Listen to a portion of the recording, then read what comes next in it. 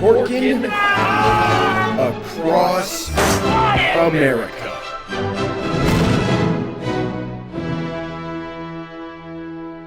A complete and utter pork-based body horror fever dream that would make even the most devout kosher man sweat.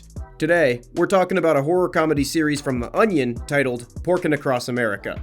For those who somehow don't know what The Onion is, they're a parody media channel and television network. They've had a variety of shows on YouTube and social media, they write articles, they're basically fake news that's funny instead of terrifying. Well, usually. This series follows Jim Haggerty, the former host of The Onion's morning talk show parody titled Today Now, on his own food travel show that features exclusively pork. This series, aptly titled PORKIN Across America, which has no chance of being misconstrued as sexual whatsoever, shows Jim traveling across all 50 states and tasting one famous pork dish from a restaurant in each. While this seems like a strange premise for The Onion to parody, it gets a whole lot stranger. This video will cover the entirety of the 8-part series, PORKIN Across America, so spoilers for PORKIN Across America, no shit. Let's set a course for pork. Episode 1 starts typical of the type of food show that this series is parodying, complete with a goofy intro and theme song. Jim explains that he's going to be driving across the country and trying pork in every state in America. After this intro, his wife calls him to inform him that a pipe has burst in their home and murky water is flooding their basement. She says that he has to come home immediately to deal with it. In response, he tells his wife that she either has to wait 8 weeks for him to get back, or she can just deal with it herself, because he has the pork show to do, and hangs up on her before arriving at a barbecue restaurant in the first state, Kentucky. Jim meets the chef, and we quickly see that every conversation in this series will be latent with the same strange deadpan onion humor that they're famous for. Well, most important is we make everything from scratch using fresh local meats. That's good, right? Well, yes. Yeah, I thought it was, yeah. Jim gets continually interrupted by calls from his wife, informing him of the worsening situation at his home. At this point, his house is completely flooded with poo water, and his wife and 2 daughters are screaming in terror. But he hangs up to continue talking with this man about pulled pork sandwiches. Ultimate Sigma move right there. He gets toured around the kitchen, and then there's this joke where Jim hits a pipe and references his possibly drowning family, and the chef is just shocked. Nice sturdy pipes. Probably should have had this kind. He also continues to joke about his wife's missed calls to the camera and audience at home. 18 missed calls.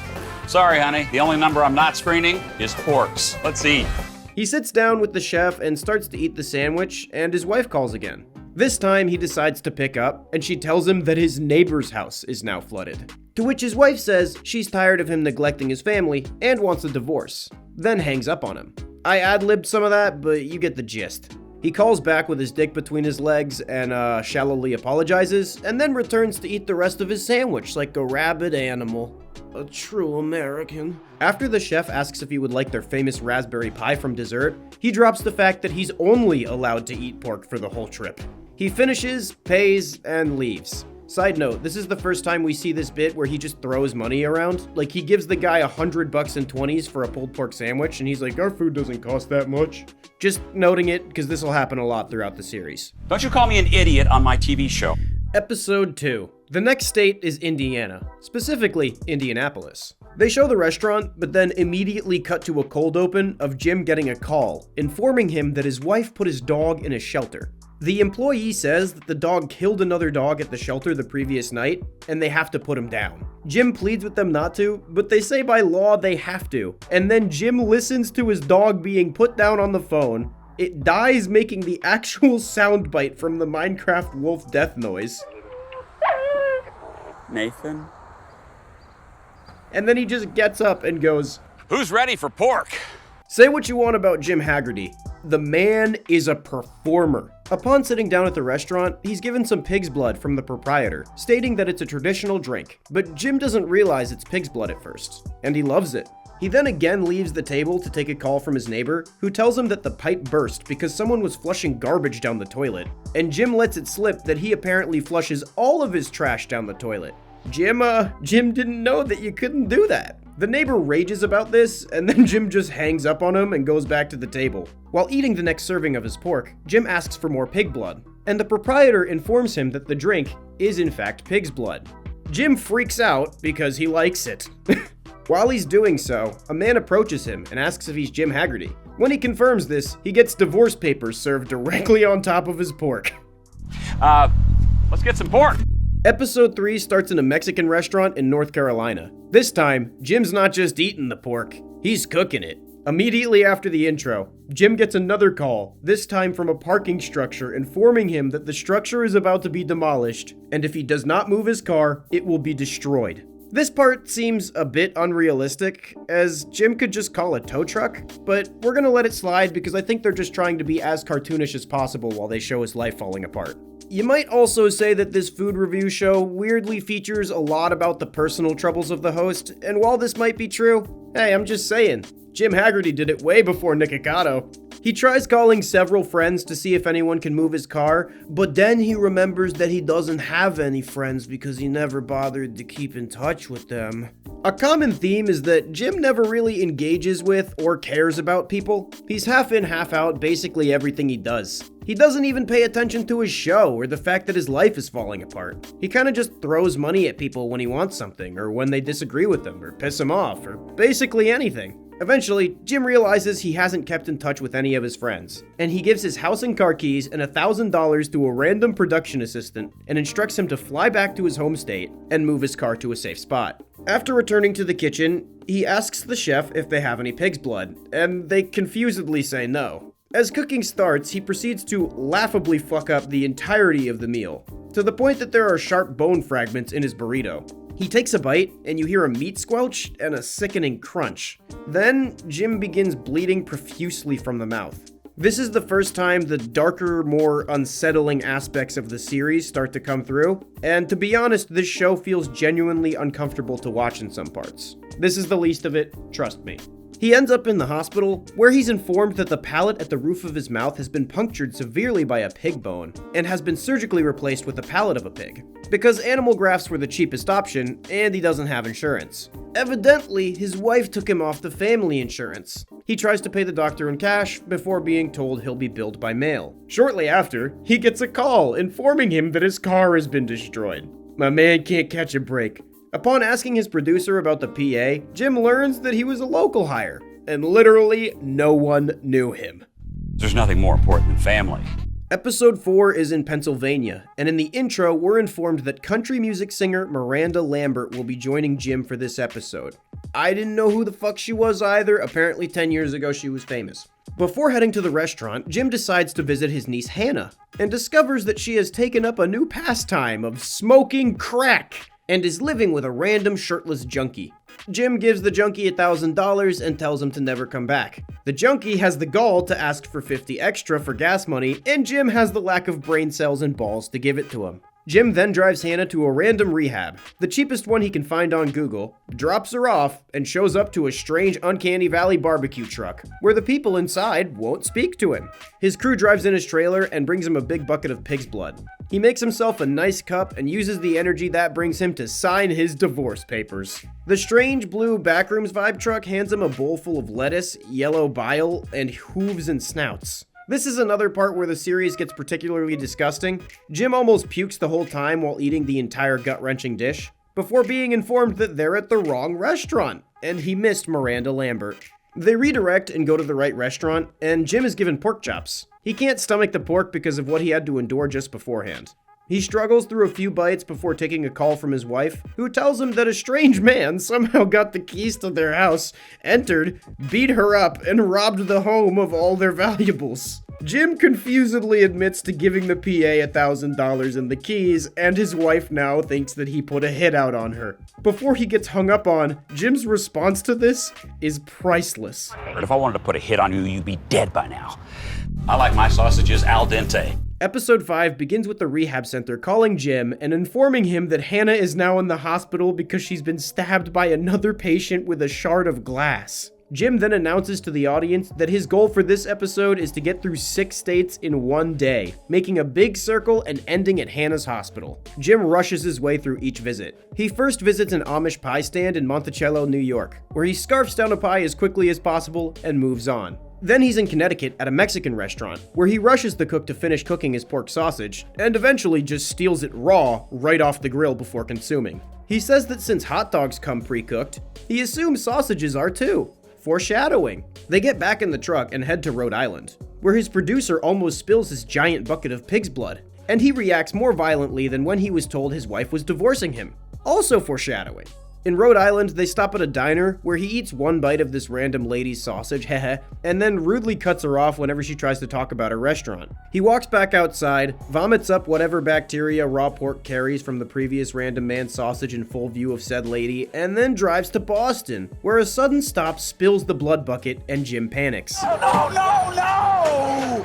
He stops the bus and orders everyone on staff to mop up the blood with washcloths and then wring them out into the bucket so he doesn't go through pig blood withdrawals probably. I'm not addicted now.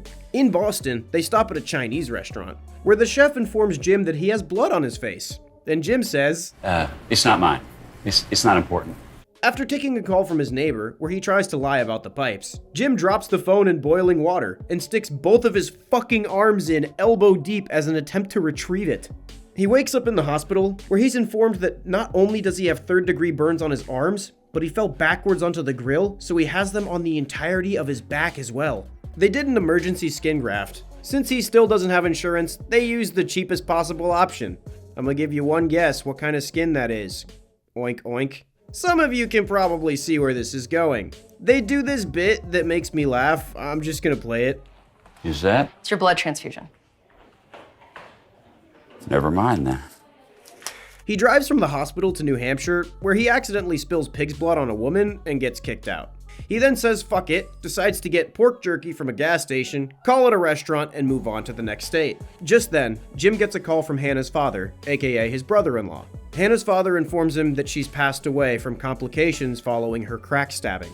Jim laments how this wasn't fair because he was quote-unquote almost done. Without skipping a beat, Jim delivers the outro and dedicates this episode of Porkin' Across America to his dead niece-in-law recently once removed, Hannah.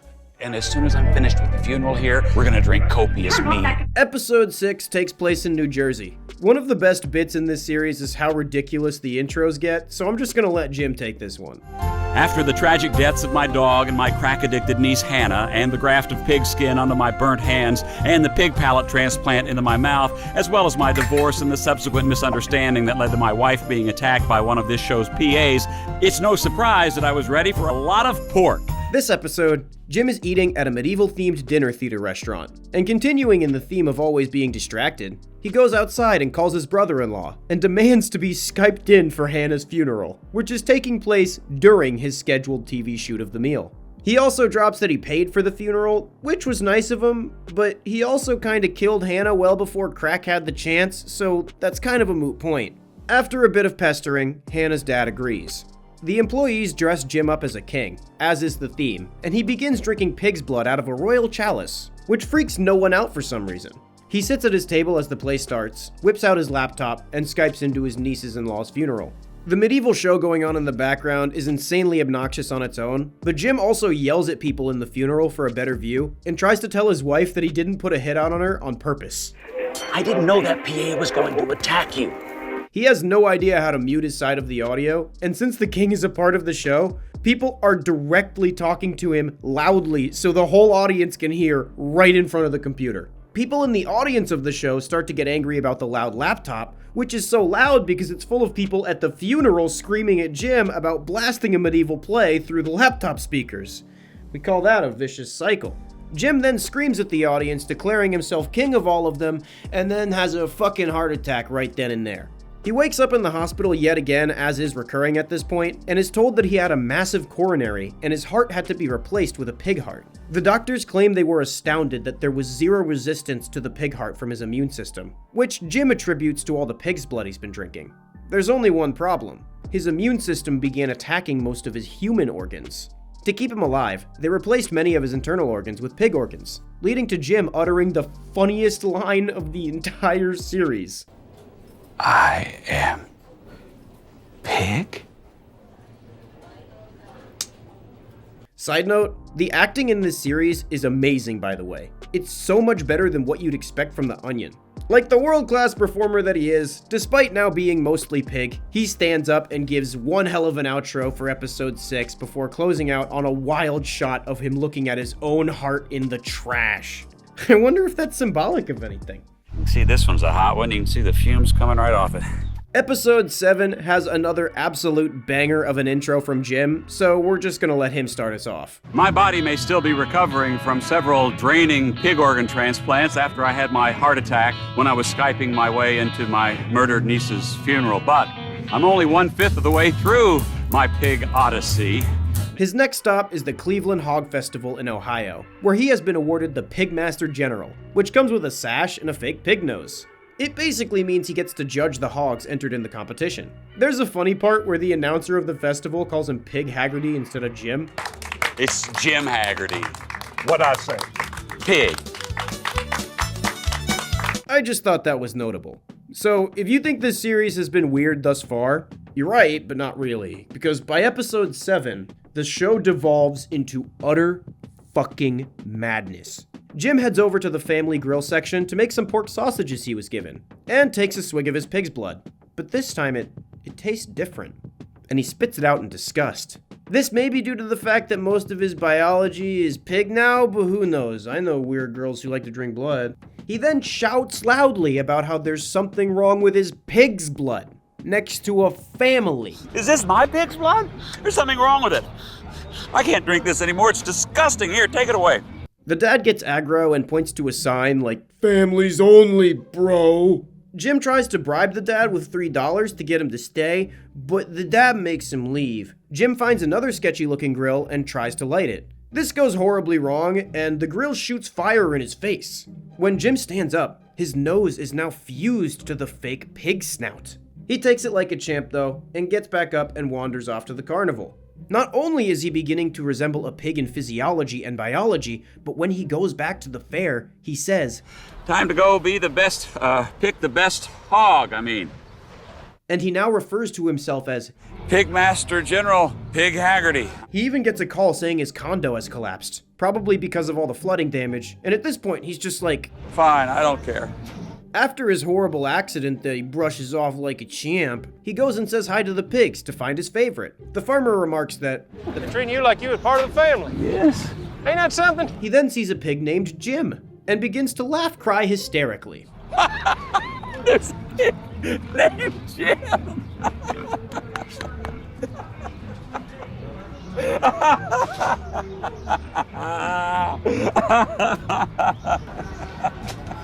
We cut to Jim getting up on stage to finally judge the competition, and no one seems to notice that he is basically almost full pig now. He proceeds to trauma dump about the last few weeks of his life to the audience, of mostly children, before announcing his pick for the winner, Jim as King Pig.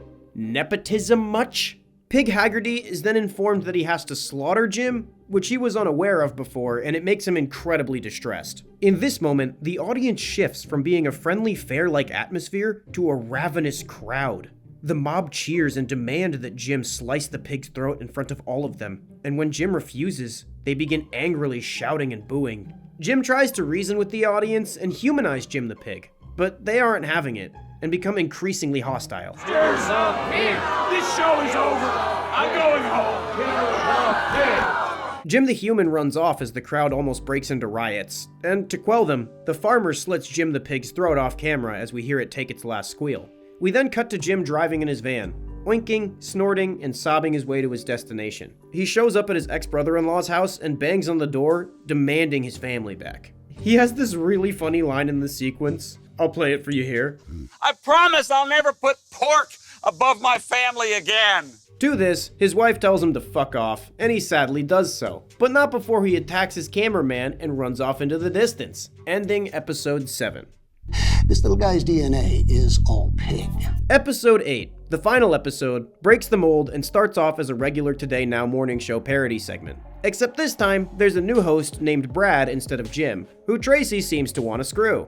The host introduced the first segment about a farmer who has found a real-life human-pig hybrid, as it mysteriously showed up on his farm one night.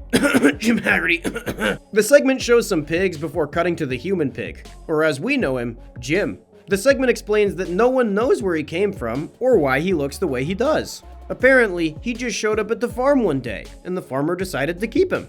The segment then brings on a doctor, who says that a sample of his DNA showed that he was 100% biologically pig. Evidently, we now have evidence that in every facet, including physical, Jim is a pig. I am become pig, destroyer of pork. The farmer treats him like any other pig. He says apparently the other pigs bully him. The farmer also calls him the most well-behaved and submissive animal on the farm, so I don't know if we need to examine that relationship any further. The hosts of the show are then brought on live video chat with the human pig. The farmer remarks on the live feed that the human pig cannot talk, and it doesn't like people much. He apparently much prefers the company of pigs, and the farmer states that the pigs are his family now. Tracy remarks that something about the human pig looks really familiar to her. It's almost like they hosted the show she's currently on together.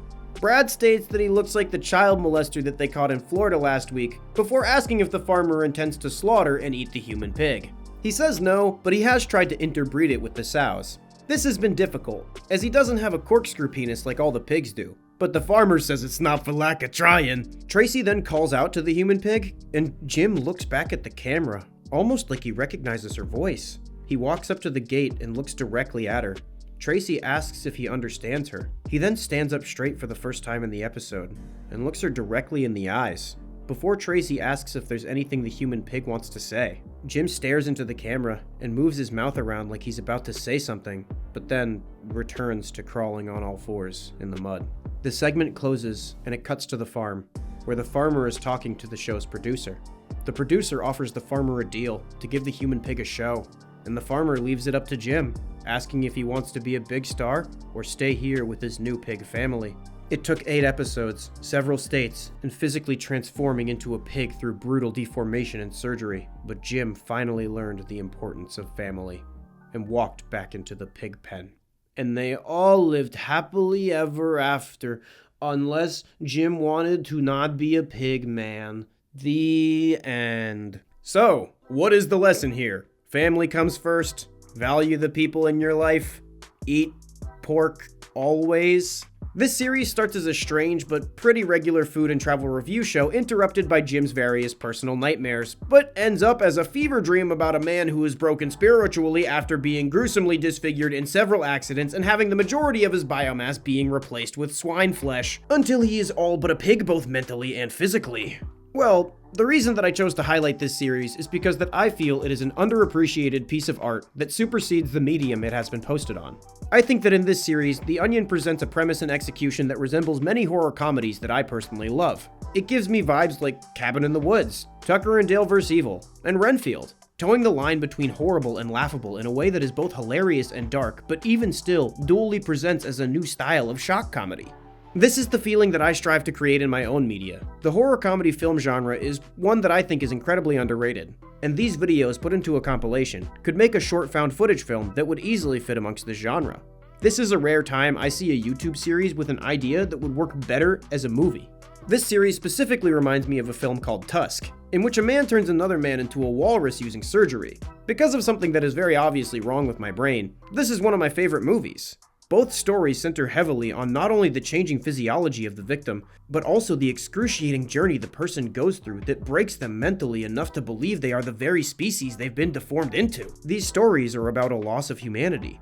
In 8 clips less than 10 minutes each, we see this show host completely lose every aspect that made him human. His family, his livelihood, everything he owned, his face, his skin, his internal organs, and his mind. From what was once a minor celebrity to a literal pig, confirmable with DNA evidence. Just goes to show, you are what you eat. Boo! You suck! I'm unsubscribing! At least it's not another smash or pass. I had no idea what I was walking into until I clicked on the first episode. I was just binge watching The Onion and had run out of videos because I have an unhealthy obsession with them. This series is the exact type of story I would be obsessed with and harass all of my friends to watch. But for some reason, despite my interest in this fucked up subject matter, and my fandom of those who had created it, I've never seen it. This is strange to me, as I actively seek out this niche style of media. If someone like me isn't going to find this, I don't know who will.